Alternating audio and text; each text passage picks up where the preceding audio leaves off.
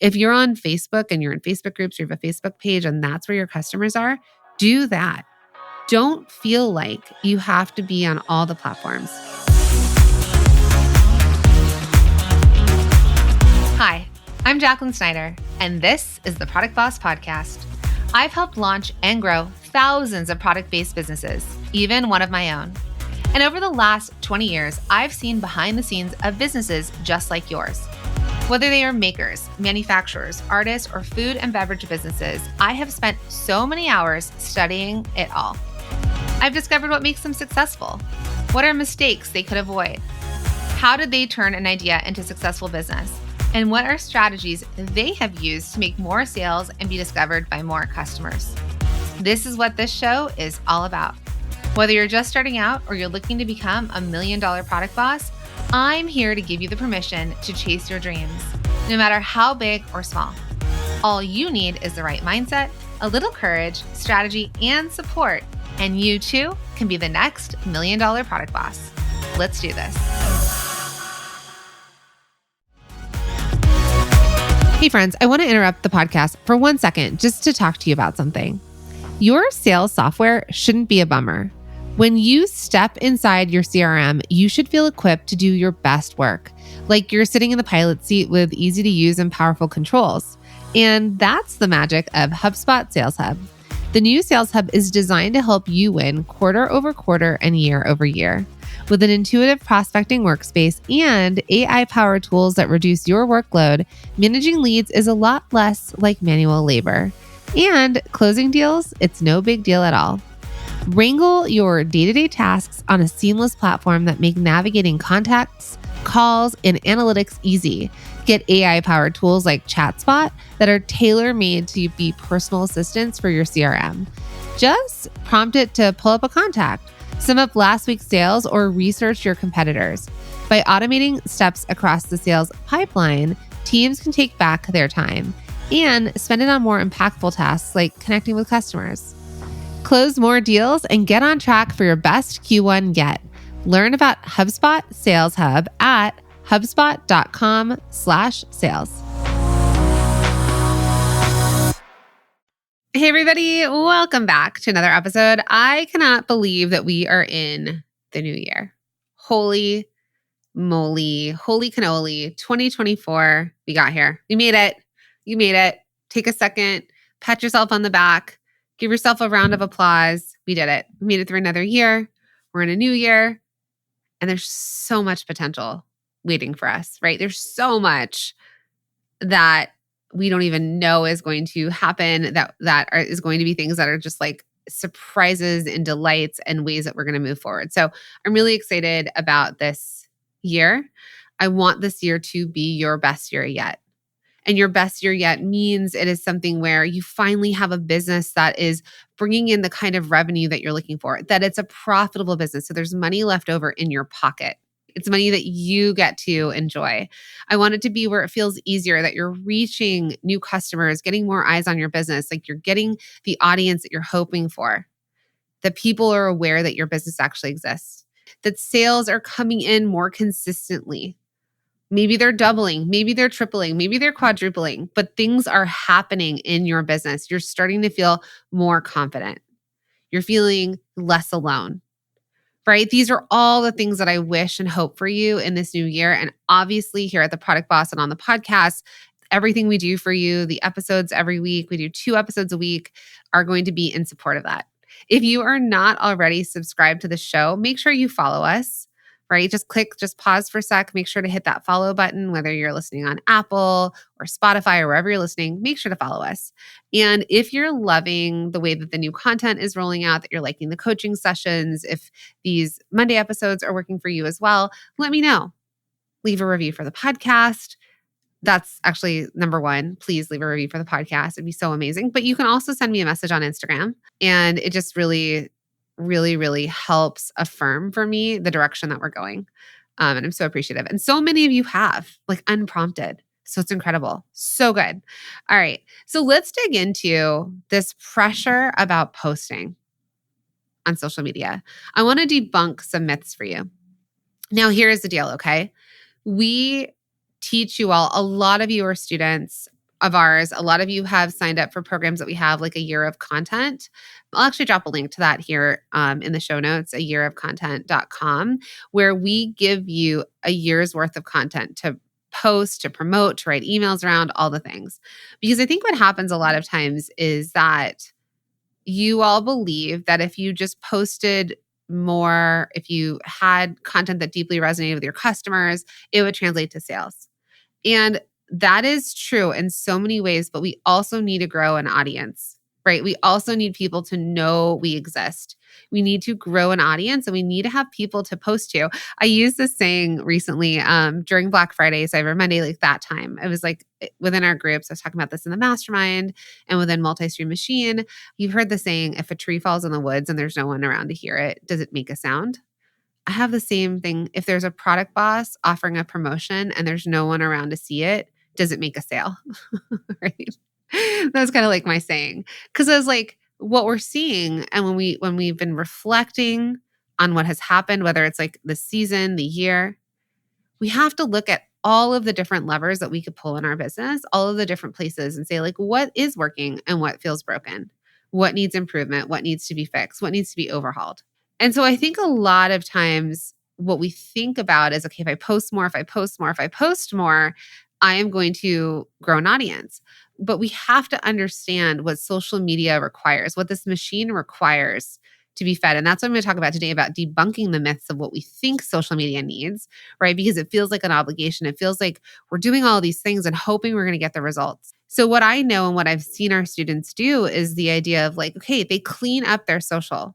They start to get really clear. And this is the thing that I'm really excited about. We have this ultimate guide to growing your audience on social media. It is a guide that's going to give you 30 days to really work on, fix, improve, and grow your audience on social media in a simple way, right? Not in this like, I have to do all the things and I feel so overwhelmed by this. I want to make it simple for you.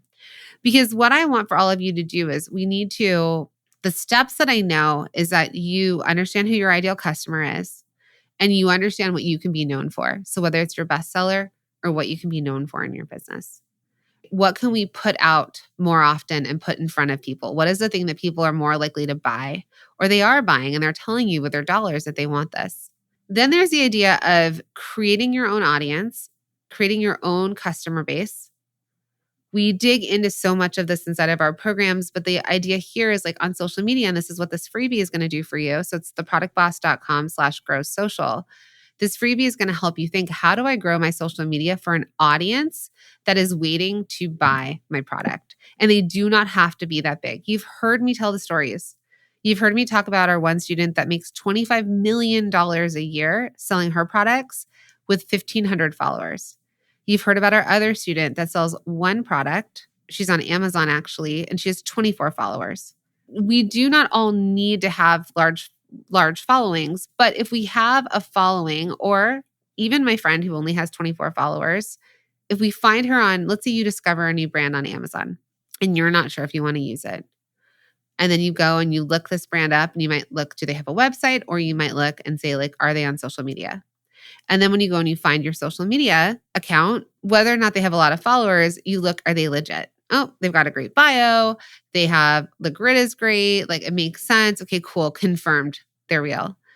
Right? So we even have a student right now. She's in the mastermind. She sells adult coloring books and she's blown up on TikTok and TikTok shops. And she made like $17,000 in 14 days selling adult coloring books using social media. She doesn't even have the biggest following. Just the bits of content that she creates goes viral, reaches more people, and sells her stuff. So that's the stuff that I want you to think about, right? Like, how can we use social media as a tool, if that's something you want in your tool belt, to continue to help you reach an audience, to verify your brand, and it may or may not sell your product. I know that we teach you how to sell your products, how to get more eyes, right? All without social media, but you can still use social media as a tool if this is something you want in your tool belt. And I recommend that we have it as well. So that's why we have this incredible download for you. It's a freebie, how to grow your audience on social media, how you're going to do it over the next 30 days. Because what I know is we're going to teach you how to be known for something, how to get in front of more people using other people's audiences, how to sell more, right? How to double, triple, quadruple your sales, or even how to get to your first $2,000 months. We're going to teach you all of that, but I know social gets in the way. So let's dig in. All right. So I want to debunk some myths today about social media and the obligations we feel around it. So there's this idea of posting pressure, right? Posting pressure is this like self-imposed obligation that we feel like we have to consistently create and share content. We feel that it is necessary and it's always gnawing at us. And we feel crappy about ourselves if we're not doing it and say, oh, our business would be doing better if I just did more of that. But is that true? Because I think a lot of times the pressure comes from what we think we're seeing, right? We're looking at other brands or other companies, or we're following influencers or content creators, people who are paid to do what they do. We're like, I'm just not doing enough, the not enoughness. Then I know that there's that idea of like, well, this is a free way to market, right? This is a free way to get visibility, a free way to engage with my potential customers. So it's like, well, I want this to work.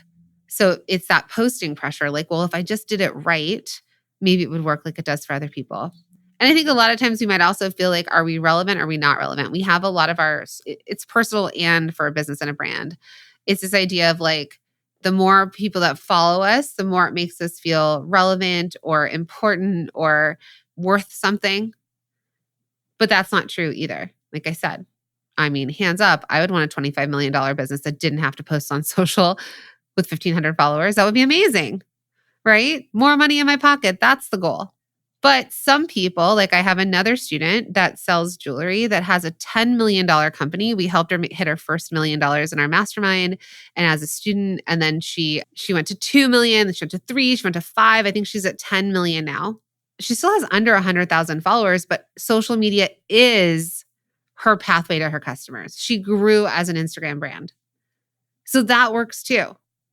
But you can kind of follow her brand and think she's more of like an influential business, kind of a content creator. At least she started that way, where people followed her for wanting to follow her and how she was growing her business and what she was doing.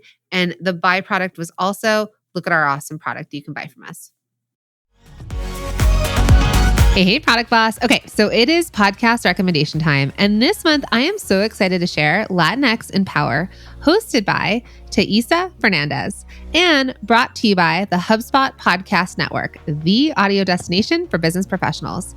Latinx in Power is a podcast that features interviews with top-level executives, entrepreneurs, and innovators from Latin America and the Caribbean. Having the perspective of Latin American leaders who have succeeded in their fields is so invaluable. And they're aiming to demystify the tech industry by providing listeners with insider perspectives. And I don't know about you, but I love to listen to podcasts that interview leaders in different industries because you never know what nugget of advice you can pick up and apply to your own business.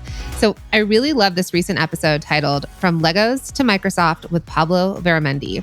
Pablo is the director of audience evangelism at Microsoft. Yes, the Microsoft.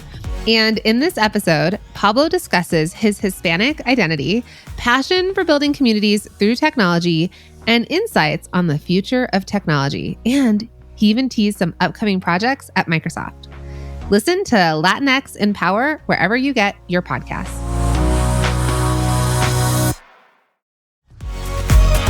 Hey friends, are you unsure of what to say on social media or what to even send in your weekly emails? Well, what if creating content could be easy?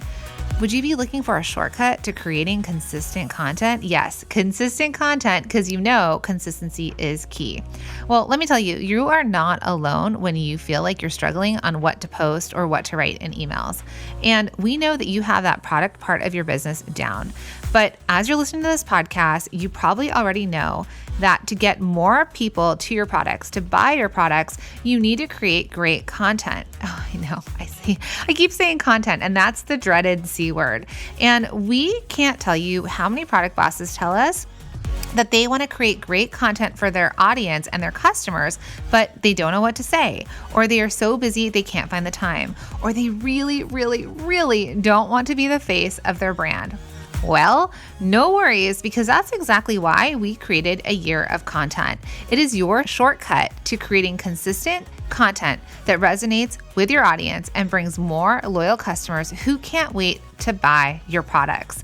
If you want to see how easy this is and how easy it is to create content for your audience and your customers, head to www.ayearofcontent.com.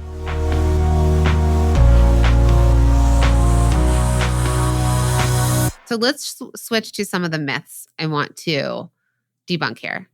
Myth number one is daily posting is what equals success, right? You have to post daily to be successful. And the reality of all this is while consistency is important, daily posting is not a universal rule. What's more important is the quality and the relevance of what you're posting more than the frequency. So, is the quality and the relevance to your followers, the people who are following you, your ideal customer, is that is the thing that we need to be better at versus the frequency. So if you need more time and you do less, but it has a better relevance and a better quality, you're going to do better. Okay, myth number two, taking breaks on social media might hurt your visibility. So in reality, the algorithm is not built to penalize accounts for taking breaks. Okay? It's not built to penalize accounts for taking breaks. You want to prioritize your well-being. So if you need to get off social, which I've had to do over the last few months several times, it's too much, right? Especially when world events happen, things that are affecting you personally and your family, like things like that, right? It's been tough as a Jewish woman in this world right now. There are times that I had to just say, I got to get off this. So you may not have heard from me. But the thing is I've batched a lot of stuff. So my batching and posting may have been happening, but maybe you weren't seeing me in stories. Or maybe we did take a break when things went a little bit awry. It's more important. Our well-being is the thing that's going to sustain us and sustain our business long-term versus are we showing up on social all the time, especially when we need to take a break. Because your sustained ability to stay on this platform and to grow it, or sustainability to keep working, is more important and more valuable than always posting, just to post, and always being on there, just to do that, right? If you need to take a break, take it. We need to protect our mental health. We need to protect ourselves. We need to protect ourselves from burnout. All of this is real. These are the things to do, okay? The next myth that I want to share with you is that you must follow every trend to stay relevant. Holy moly, how? While trends are useful, right? But if you follow every trend and you do this blindly, it might compromise your authenticity. So what does that mean? I saw somebody recently post, there was like a viral reel that went out, or like a post. It was a post. It was really sad. I actually didn't repost it, but it was like these two models on a runway, and there was like a gentleman, like a man model, male model. And then there was a kid. And they were holding hands, and the kid was crying because he probably didn't want to be on that runway. Something happened. He freaked out. It reminds me of my son. My son is like, nobody look at me. My daughter's like, everybody look at me. And my son is like, nobody look at me. And it reminded me of that. And it actually like broke my heart a little. But people used it as a meme, and they put like, when you put the words on top of it and you're like, me and my bestie. I don't know. I'm just going to, people do it with like Taylor Swift images and stuff. Thing is it was a trend.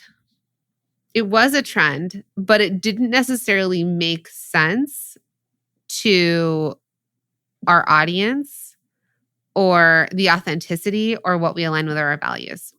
So you want to make sure that you're picking trends that align with your brand and your values and what you stand for. And sometimes the trend will work really well, right? A good Taylor Swift meme works really well. Sex and the City ones, great when they were trending. But sometimes certain things we post might not work. So you do not have to do every trend to stay relevant. And I want you to know that. Okay, another myth is more content equals more engagement. More content equals more engagement. Well, the reality here is that it's quality over quantity. It kind of goes back to the other thing that I said.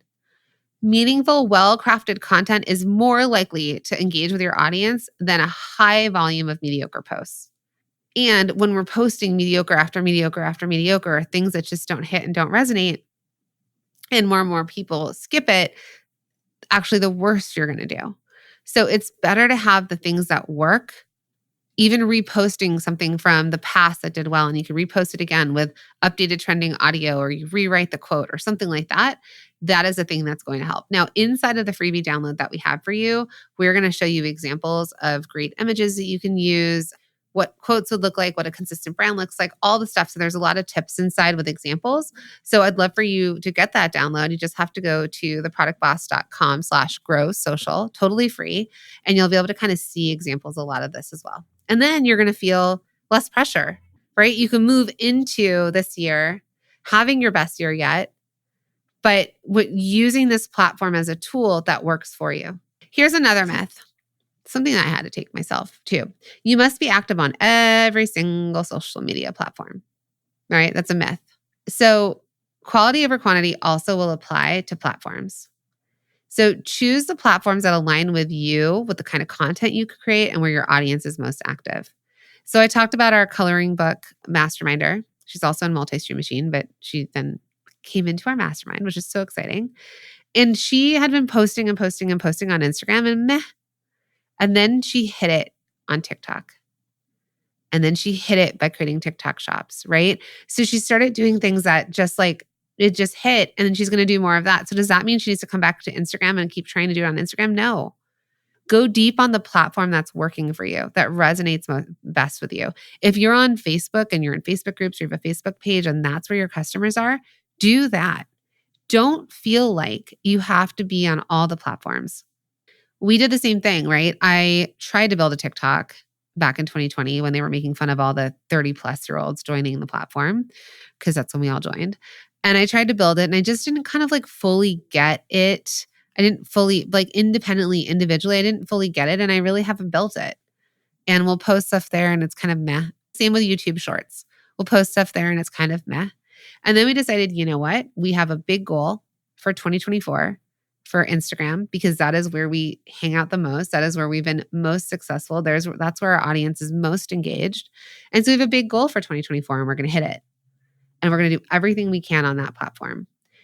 And then let's say we get that going and we're like, yes, this feels good. It resonates, and we want to take on another platform. We can do that, but we have to be strong and set goals and hit those goals and make the platform we're on work for us.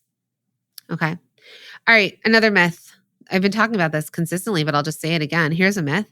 More followers equals more success and more sales. Myth. That is a myth. And I'm going to bust it here. And I've talked about it and I'm busting it again, right? Because I'd rather you have quality followers who actually engage with you, that are actually engaged, that aren't just following you because a reel went viral, but they're not your ideal customer. I'd rather have your ideal customer follow you and engage with your content. And that is more valuable than a large inactive following. Like I said, I think I said this in one of the last episodes. I talked about Nike, and they might have hundreds of thousands, if not millions of followers. I should probably look that up since I'm using them as an example. So let me just log on to Instagram and tell you exactly at the time of this recording, Nike. So Nike has 306 million followers, 306 million followers. And they get pretty good views. 5 million views, 10 million views, 6.8 million views. So that's a lot of views. But in response to 306 million followers, it's not the most. And then if I just look at some posts that they do, they have like 497 comments on a recent static post that they had. 497 comments, 842 comments. The Product Boss with under 100,000 followers can get the same amount of comments. So do you see how it's not always equal to the amount of followers that you have? You would rather have the engaged people. So those people that are commenting might be more engaged. The 300, 600, 800 commenters might be more engaged. How do you sell to those people, right? Or people who watch Reels, yeah, they're getting, 10 million views. Are they getting sales off of that? Are they getting followers? Is it doing what they want it to do? So I just want you to think that, or I want you to realize that it's not more followers equaling more success. I'd rather you have engaged followers that would be your true ideal customers, right? That will engage with your content versus a large inactive following. I want you to focus on building a genuine community. And we're going to dig into that in that freebie. It's all there. It's all there. Okay. So I hope that this helps debunk some myths for you as you're stepping into 2024, as you're stepping into making this your best year yet, and as you're thinking about what am I actually going to do on this platform without pulling my hair out, right? What's going to work? And these are some things I really want you to think about and hold on to and realize that there's a reality, and the myths that are creating this like posting pressure for us are keeping us stuck. And ultimately, kind of like the wrap for all of you, like how I'm going to wrap this in a bow, is I want you to balance quality with consistency. I want you to understand how engagement works and how engagement is more important. And then I want you to focus on creating a genuine connection with your followers, with the people that are following and engaging with you, right? Because that's the thing that's going to feel more sustainable. It's going to feel more fulfilling. And that's where you're going to start to see the results you're looking for. And the results you're looking for are, here's what you want. You want an engaged following that interacts with your content, that you can get into discussions with them, or you can have back and forth communication with your customers or potential customers, that you can grow your email list off of social so that we can take them off the platform and communicate with them in other ways.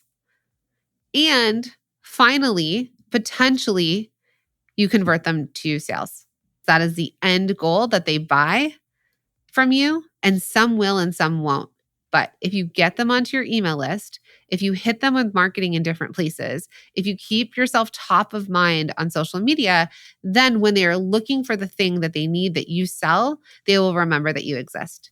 Treat social media and email as a billboard, a way to remind people you exist on a constant basis.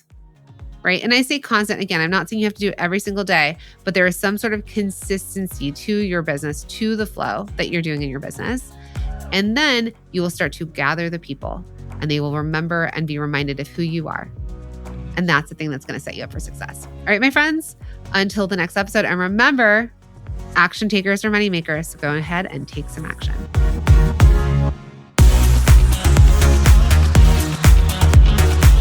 Thank you for being here and listening all the way through the Product Boss podcast. If you love our show and it has helped you in any way in your business, would you mind doing 2 things for us? Subscribe to the show so you never miss an episode, and leave us a review. Reviews help other product entrepreneurs know that this is the place to be to grow their businesses and realize that they're not alone. And we know that you all know that a 5-star and honest review helps you sell more products to more people. So you know that your reviews help us reach more listeners around the world. Remember, what we give is what we receive, and we are all about helping each other in the Product Boss community. We are all in this together. We would be so appreciative of you if you could take the time right now to subscribe, leave a review, and even share this episode on social or someone you know so we can impact more lives. And remember, subscribing means that you will get notified each time we release a new episode so you never miss a thing. You have helped us grow and climb into the top 10 of all marketing podcasts, and together we can keep climbing. Thank you, friends. And remember, there is room at the top for all of us.